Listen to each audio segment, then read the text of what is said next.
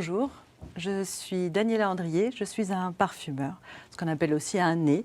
Je ne travaille que pour des gens que j'aime, que pour des marques qui me parlent, car je considère que je suis un traducteur d'univers. Je traduis un univers en odeur.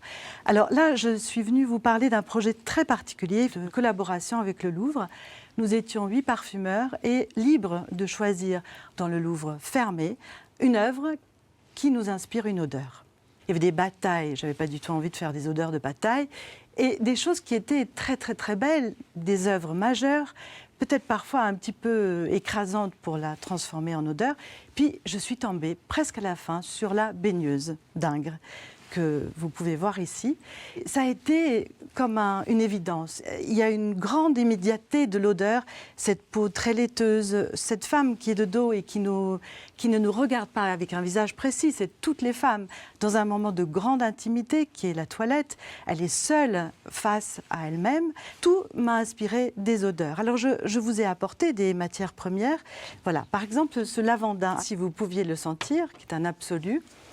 Ça sent vraiment, mais comme un champ de lavande, enfin de lavandin en fleurs. La différence entre lavande et lavandin, c'est que la lavande est en altitude. Voilà une chose que vous aurez appris aujourd'hui, car on dit « Ah, le joli champ de lavande », et c'est du lavandin si vous êtes à moins de 800 mètres. Le lavandin, c'est le rideau, par exemple, qui me l'a inspiré.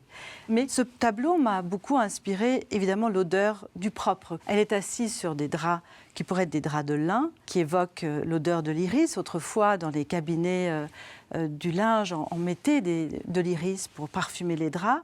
Et il y a une odeur de fleurs d'oranger et de néroli. Alors, le néroli, c'est une essence obtenue des fleurs d'oranger.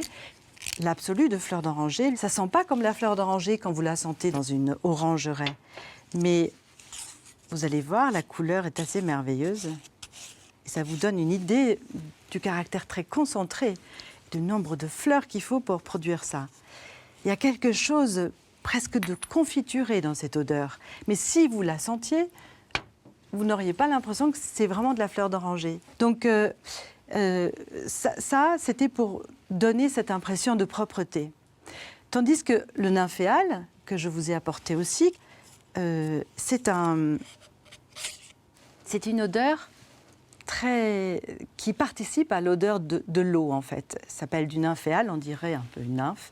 Dans ce corps de femme très laiteux, c'est une odeur qui n'a pas de temps. Elle est hors du temps et elle sent ce moment de toilette, de propre. C'est assez magique. Voilà. Nous travaillons avec des choses qui ne ressemblent pas vraiment à ce qu'elles sentent dans la nature. Mais c'est un alphabet que l'on acquiert quand on est parfumeur et ça devient des amis très familiers, ces matières premières. Alors, j'espère que ça vous donne envie d'en savoir plus sur la parfumerie.